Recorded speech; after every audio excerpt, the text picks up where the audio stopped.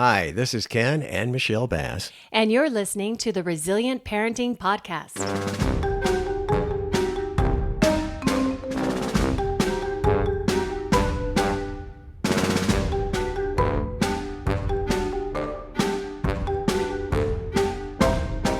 Hello again. The weather is getting nicer as we're realizing, and we just started thinking about, with the podcast, you could take us outside with you. You want to hear the latest episode? Just go outside and listen to it on your phone or your headphones or something like that. Take us along with you outside, because we love being outdoors. Oh, we do love being outdoors. And we have discovered that we should start being proactive by taking Advil before we start working in the garden. I am so sore right now.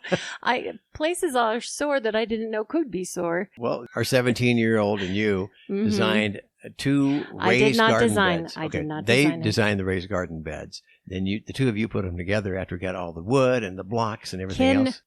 I've been the muscle. Ken just happened to have something that got him out of doing this particular job. I'm just saying. I brought the goods, though. My parents helped. That's with true. the truck. Okay. This is the other thing. I don't know how you can be a gardener or do anything outdoors without having a truck or knowing someone who has a truck. I didn't realize how heavy bags of soil can be either. I know. Totally know those. But this is getting beside the point. Take us outside. Listen to us. Listen to the podcast outside or anywhere you go. Yeah. And we purposely make it so that the podcasts are pretty short. So we want it to be a dosing of information so that you're not, getting bored or losing your train of thought, and being able to do something, for instance, weeding, not reading. Mm-hmm. I understand. Can be, something that you can do while you're listening and gathering that information. And then, you can always go back and listen again and go to the show notes and access all of the resources that you learned about during the podcast. The only thing I would add to all of that is make sure that you share, and we have the text us, and we have received messages. So send us a message of like, hey, I really like this episode, or, you guys are cool. I'm just kidding. But, if you send something, we will get it. And I just discovered that I can actually save some of them on our website. Mm-hmm. So who knows? You may make a comment and it may be on the website. Mm-hmm. And then we can all weed it together. Oh, my goodness.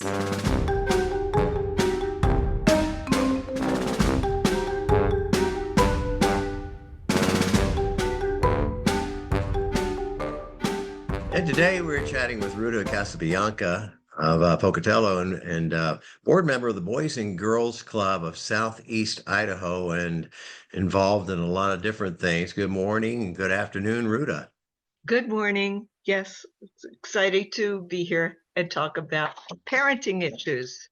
Yes, definitely. We also heard that you're part of the Glen project, and I know you're going to explain a little bit about that. And then, of course, the great work of the Boys and Girls Club of Southeast Idaho. Can you share a little bit more with our listeners? Basically, I am a grandmother, and I moved here in order to be full-time grandmother, but also realized that there are a lot of issues in Pocatello, and especially needs for kids. And problems here. So one of the things I recognized immediately is they didn't have much in the way of after school programs. And so I reached out to Rotary and met Jean Haneke, who agreed with me, and the two of us basically started a Boys and Girls Club in Southeast Idaho. There's no Y here. There's no Big Brothers, Big Sisters program. The rec program is not conducive for most of the people here. So we immediately realized that there was a need, and Boys and Girls Clubs of America agreed with us. And we worked very, very closely with the Boys and Girls Club of Magic Valley, which has been around for over 30 years with a major history, with a huge facility.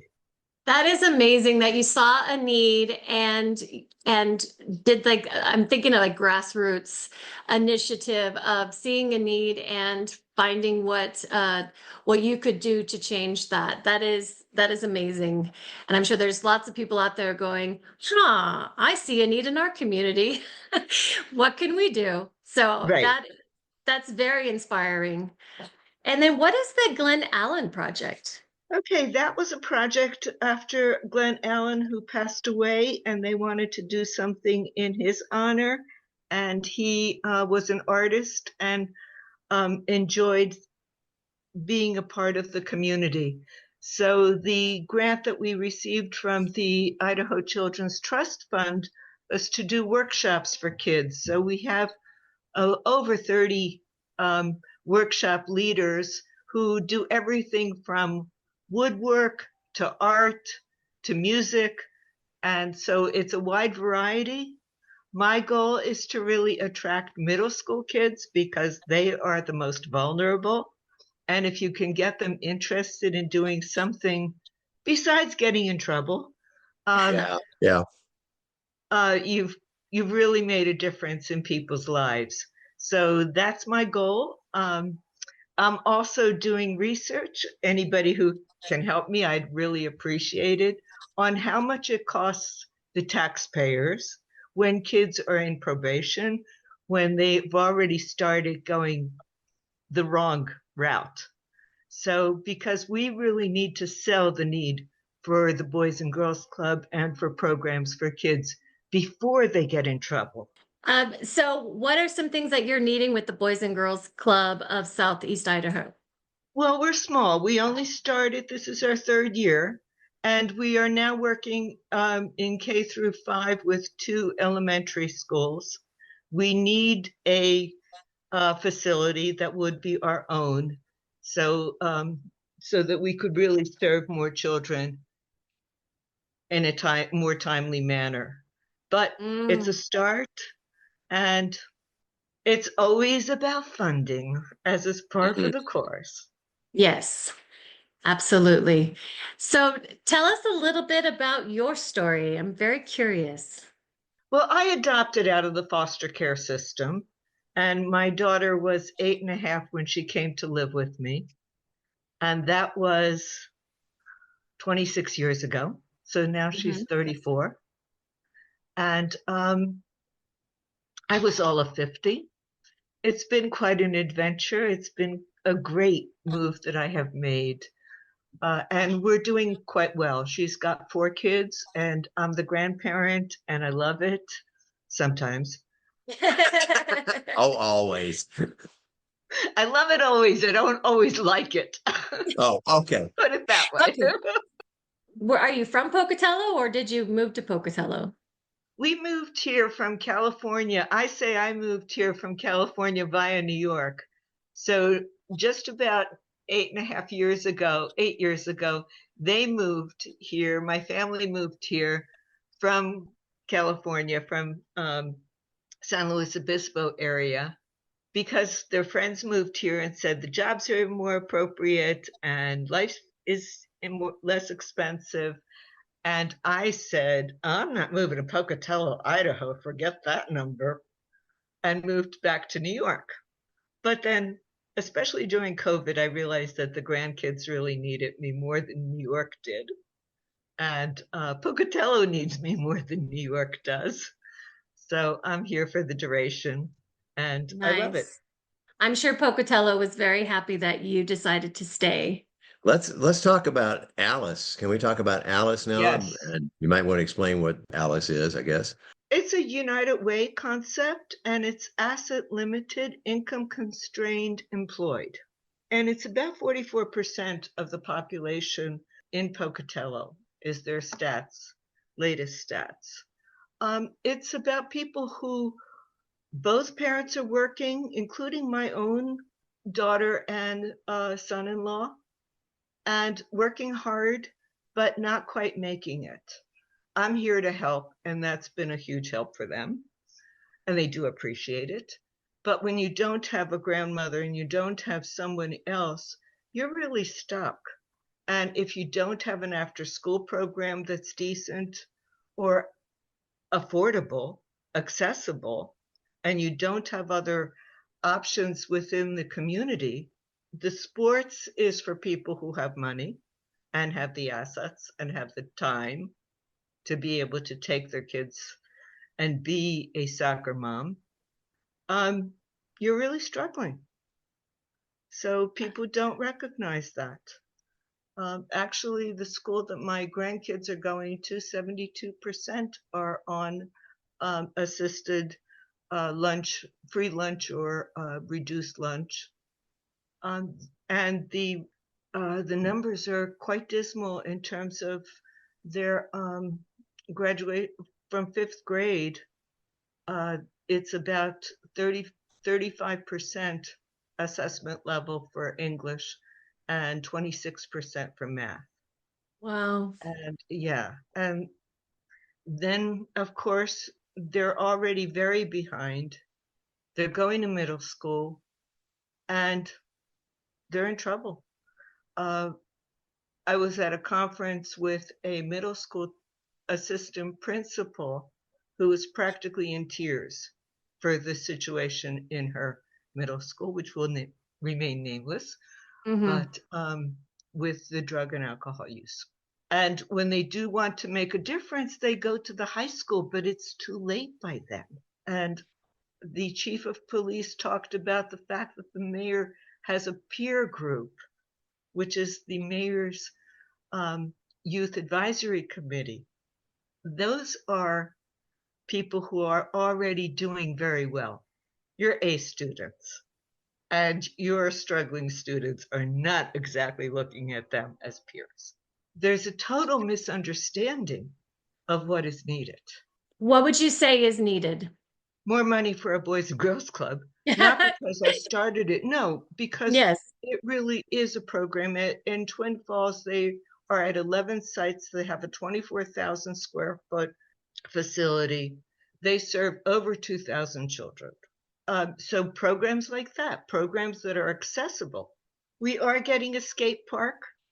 We do have one ancient one that is way out in the middle of nowhere. We are getting one that's more central, really right near the police station, but a small one.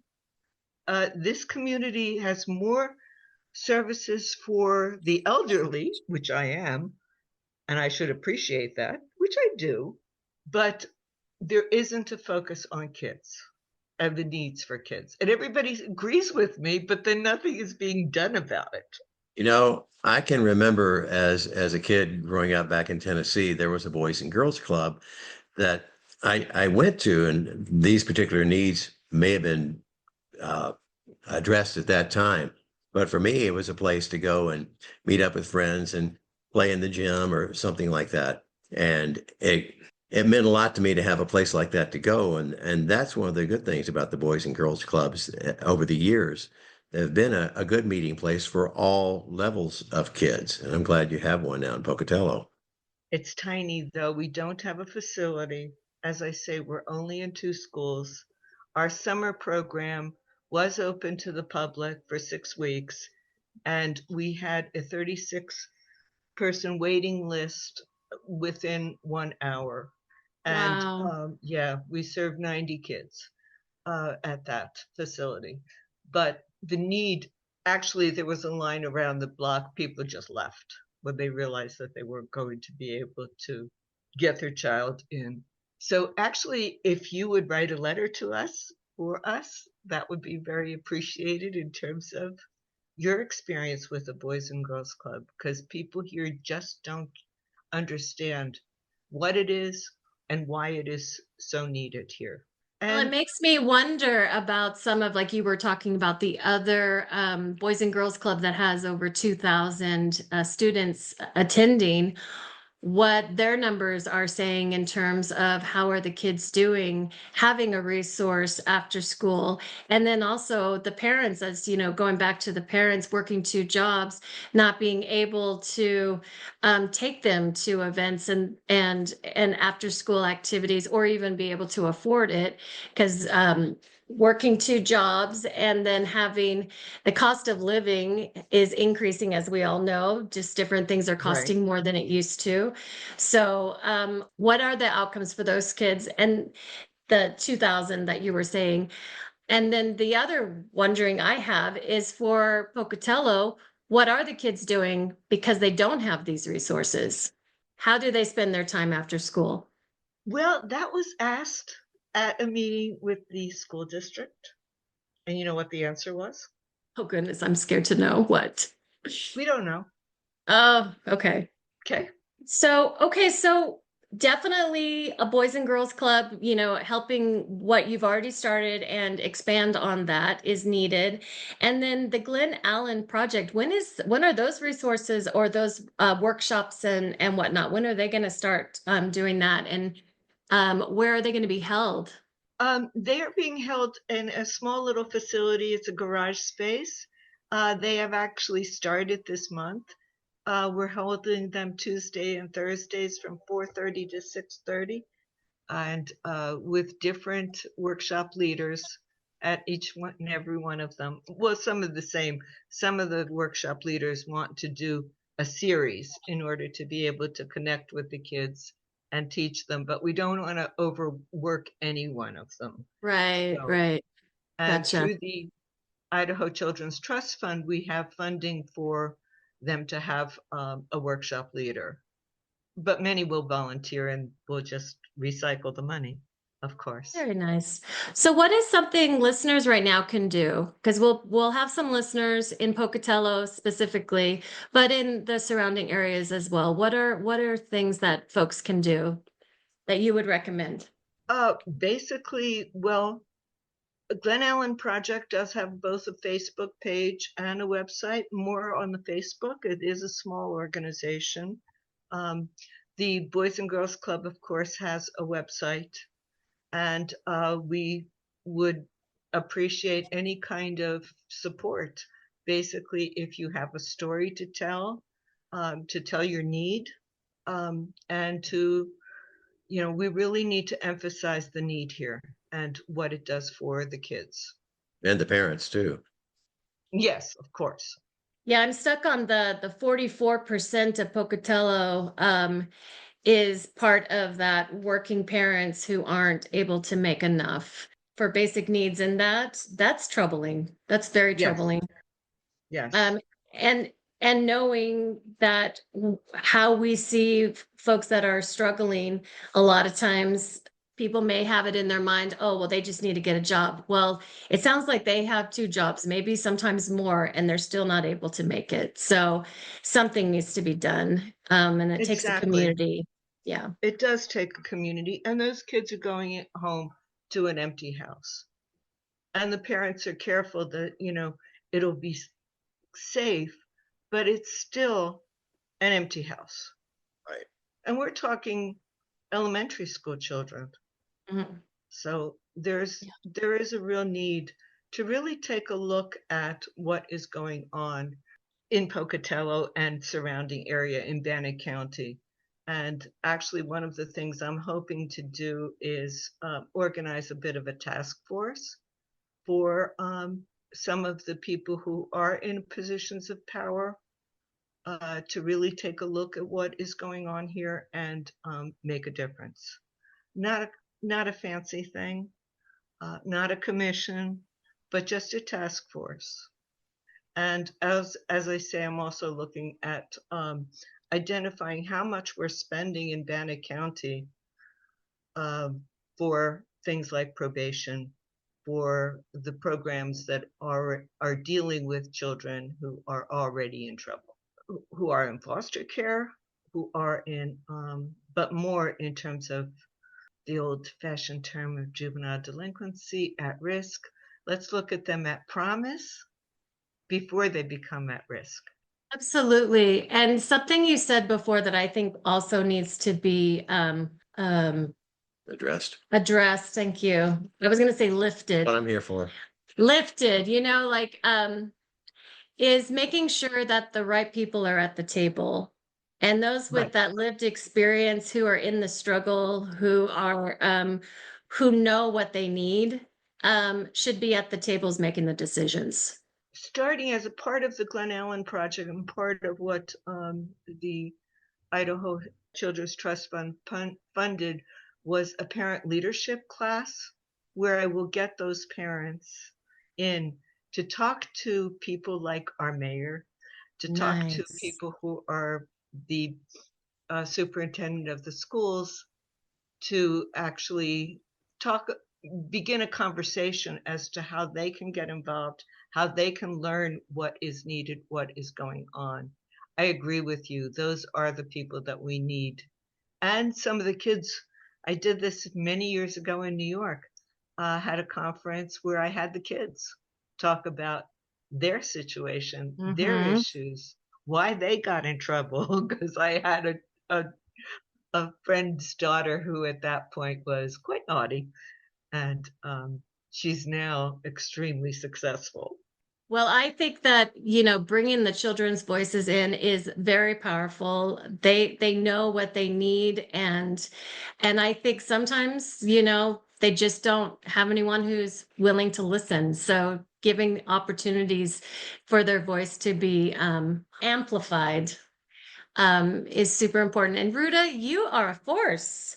Look what a grandma can do, who sees a need and goes out there and says, well, this isn't going to work for me.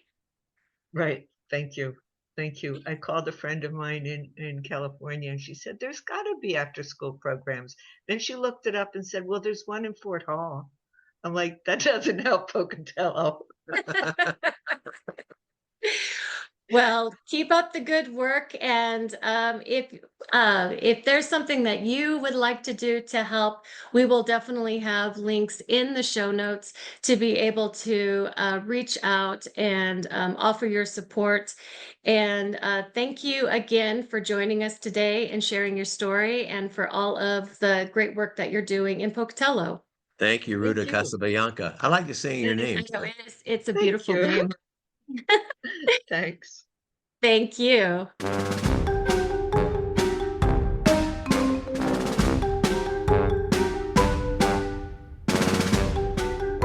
This podcast is brought to you by the Idaho Children's Trust Fund.